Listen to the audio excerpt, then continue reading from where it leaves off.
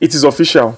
INEC has officially defected to APC. People are asking why Governor Oborevwori defected to APC. It's a simple question that requires a simple answer. It is for political survival. We all saw on channels television where former governor of Ekiti, Ayo Fayose, said that people are defecting for political survival, because in the end, if you go against the opposition party or the ruling party, you may be crushed. And now one of the statements they've made is that you can't continue to stay in a sinking boat or ship and remain there. We know that after the last election, it was basically balanced. We had almost the same number of PDP governors as we had for APC.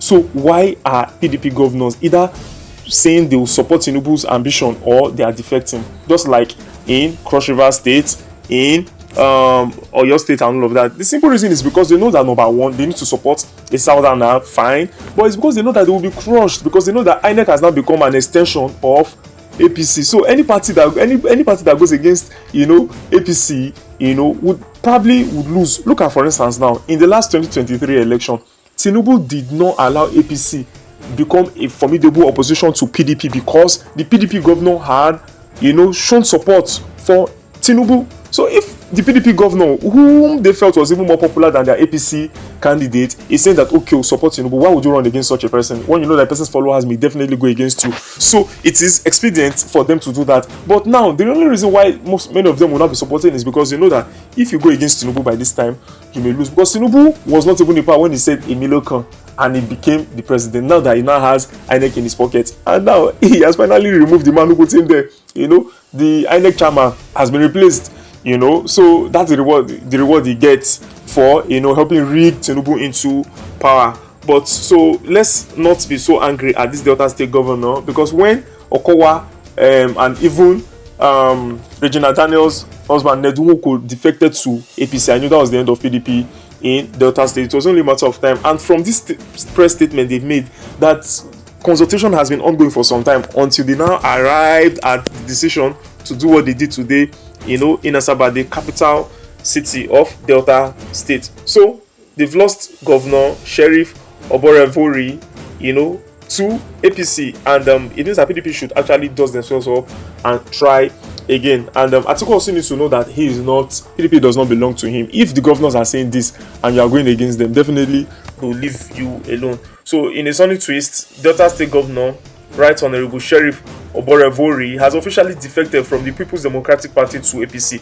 This just reminds me of the novel 1984, where we had 3 power blocks. In the end, they were all the same thing. APC, PDP, they are all the same. They are chameleon. They just change color when it suits them to either blue or to red, from umbrella to broom.